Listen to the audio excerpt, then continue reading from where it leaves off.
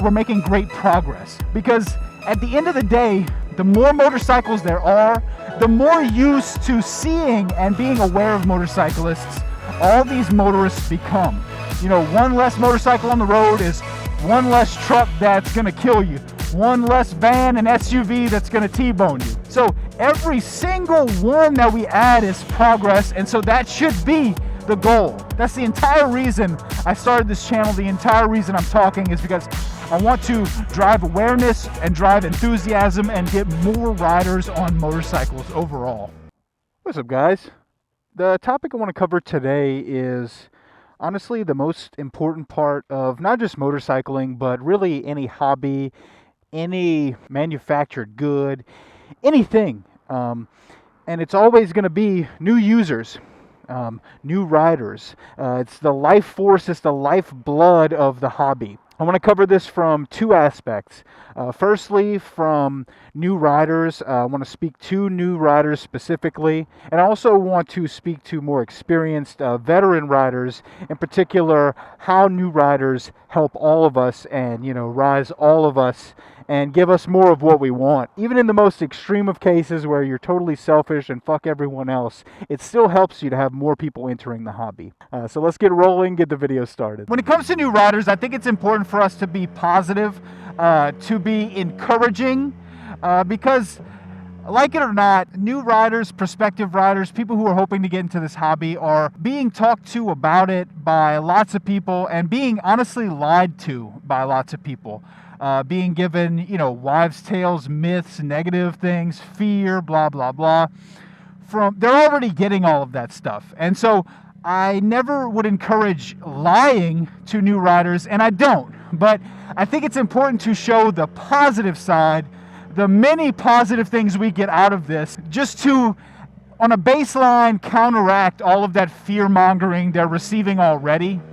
And I try to do that with my channel. I think that's important and necessary because, like I said, people are negative and upplay the dangers like they're getting paid to do it. So I think I feel like it's my duty to, at very least, upplay what I get out of it. Show my enthusiasm, show how much enjoyment and fun I have on this, because in every prospective rider, everybody who's thinking about getting a bike, they see all of that stuff, but there's something about motorcycles that keeps you coming back to it, right? You want to ride, and all that negative stuff, it can put it back, it can put it on the sideline for a little while, but you're always going to come back to it. And that's good. That's something to listen to. Listen to your gut. Something in you is called by this and is telling you to get into this, and there's nothing wrong with that. Don't ignore that voice. This might be nothing, this might be a passing fad, but this might be something you need and want and keeps you happy and fulfilled for a long time in your life. That's what I get out of it. That's what a lot of people get out of it. So it's important not to just ignore that, not to overlook that, to then miss out on that for the rest of your life, or for the next 5 years even. Fuck that. Don't want people to miss out on something that could potentially change their life, change their mood, change their happiness at all. If that's at all possible, that's what I want to give. If I can make 100 videos and talk one person into getting a motorcycle and they enjoy it as much as I do, all my time, all my effort, all those hours are worth it to me, honestly, because I'm trying to see more bikes. I'm trying to see more positivity.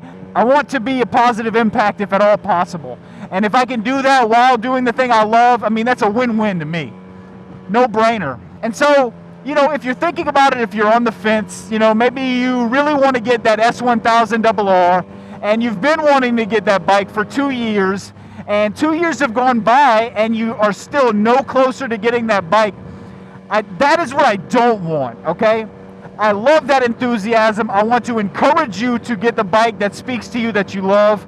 However, there's small little steps you could be making and should be making every day, every week, every month, at the very least, to keep moving forward and closer to that passion, closer to that end goal, if the bike is what you want. Little things like, walk into the dealership, see how much it's going to cost you with the fees, out the door. Maybe when you're getting closer, run your credit, see what the rates are going to be. A simple thing you can do that won't affect your credit at all is call your insurance company. have the bike or maybe a list of bikes in mind that you would like, and just call your insurance company and ask them how much would it be for coverage for that bike. If you're financing a bike, you're going to need a bit more coverage. Usually it's like $500. It's usually like full coverage and like $500 deductibles across the board. And, see what that would cost you. It's all going to change by your area, your insurance provider, your age bracket, your driving history, blah, blah, blah. When I got my R1, I wasn't really thinking about that because I had the Ninja previous to that, which was an older bike, and I hadn't financed that one. And so after I bought the bike, I went to my insurance company, which I believe was Allstate at the time. And I want to say my bike was like $400 a month. And I call Allstate, I say, hey, I bought this bike, I want to get insurance.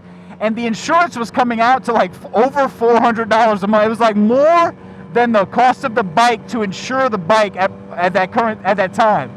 And I was able to get around that by starting a family plan, and so I have a car, my wife has a car, and then we're adding the bike as a third vehicle, which has really helped, and I've done that since then, and made a huge difference. I mean, right now I pay like $50 a month for this bike in insurance, but again, based on the bike you want, the insurance rates are going to change, based on all those factors I previously mentioned. So it's not just, can you afford the bike? You also have to factor in, can you afford that insurance? Because if the bike is financed, the people financing it are going to mandate that you have a certain level of insurance. You can't sidestep that. You can't get away from that.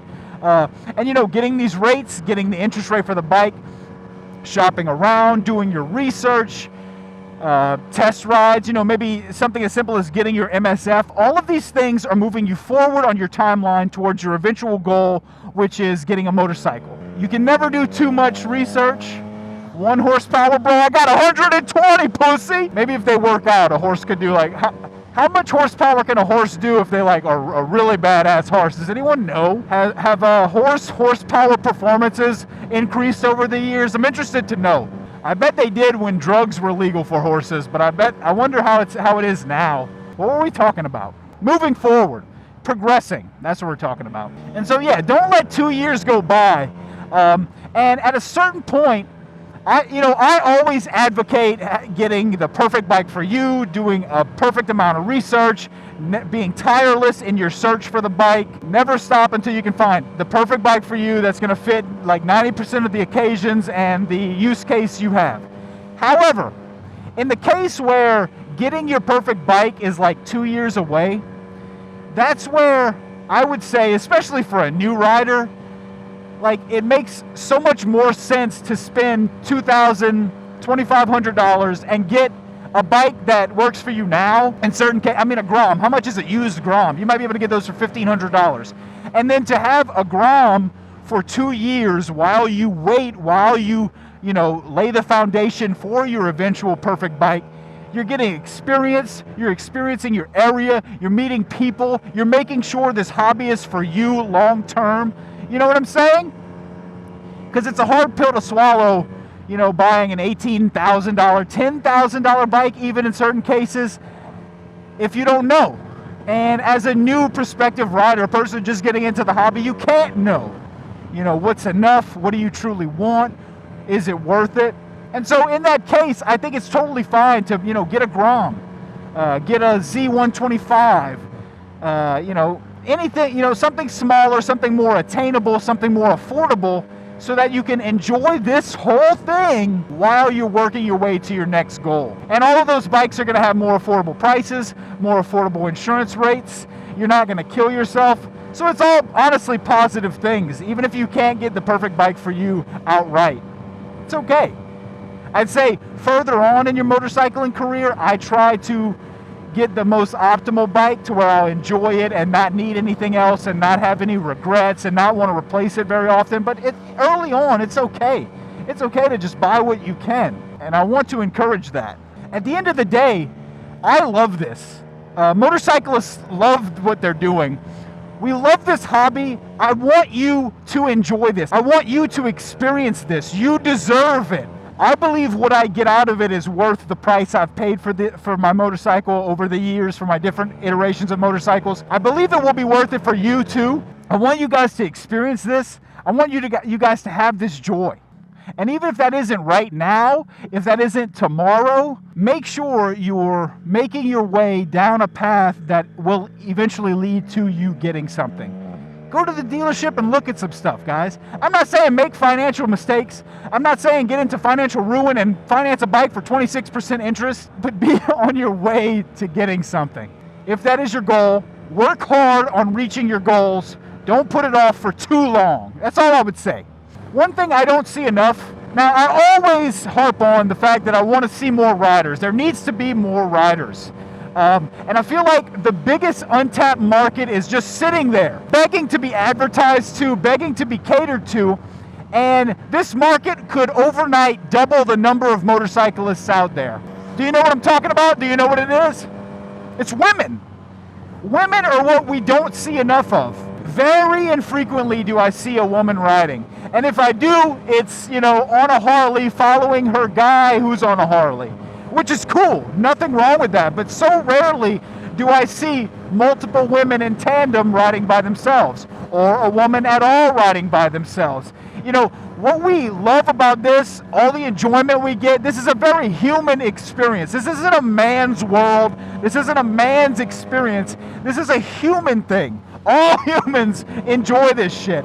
And I feel like women are not advertised. It's not pushed to them enough. And I think it's totally unacceptable that vast swath of the population just isn't even experiencing this. A lot of women know motorcyclists exist, obviously, but maybe they aren't ever seriously thinking about how it could feel for them, all the enjoyment they could get. There's plenty of women in the space. I follow women who race. I follow women who do like ADV touring, women who work on bikes. So there are definitely women in the space. There needs to be more. And that's on us as content creators to some degree, to be enthusiasts and advocate for women, but it's also on manufacturers. They're missing out on so many people by not, get a focus group together, see what it would take to get women interested. Use those ad dollars, because they have a budget for advertising. How much would it cost to, instead of hitting 25 to 45-year-old men, to also hit 25 to 45-year-old women, In between your Vampire Diaries on Netflix, you see motorcycle things being pushed to women. I think that's necessary and would really help all of us out. I'm going to use this to transition to my next set of points, which is speaking to motorcyclists rather than just to new riders. And I think there's a lot of people out there who are, selfishly in their own zone. They don't care. They want to ride their ride and they're all good with that. They ride with their bros, no problem. To those people, even if you're going to be totally selfish and fuck everybody new, do you like new options for bikes? Do you like innovative new technology? Do you like options when it comes to gear? Do you like...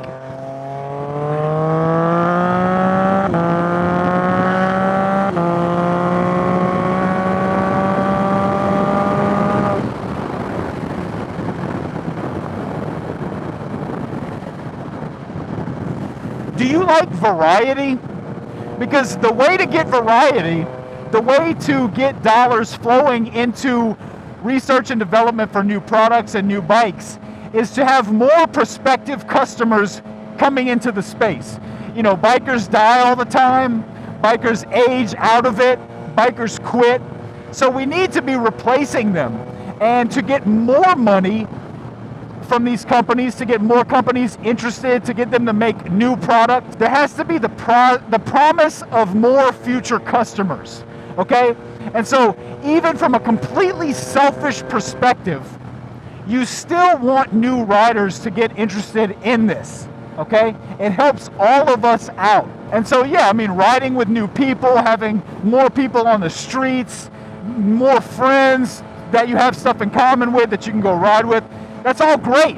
But even if you're only interested in yourself, riding by yourself, new blood flowing into this space really helps us out. Because at the end of the day, that's how any market works. More possible profits gets more attention. It just does. In that vein, it's important to realize that all of us are an advocate for motorcycling. Every single time we're on this, when we're on and when we're not. In particular, how we drive, our presence on the road, the impact we have on other drivers. You know, I go into every ride hoping to make a kid smile. That's kind of what I look out for. I look out for little kids like asking me to pop a wheelie, or little kids staring at me out of the school bus, staring out at me out of their mom's car. You know, pop a little wheelie for them, give them a rev, you know, wave to them.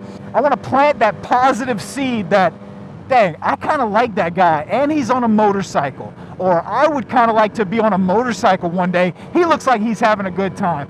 That's all it takes, guys. Something as simple as that. To have a positive impact, to be a positive advocate for this space and for these machines that we love so much. You know, we give that positivity out into the world, and we will regain that, and we will receive that positivity back. Like I said, in the form of new motorcycles, new gear, different jackets, companies making new stuff, new, I don't know, composite materials.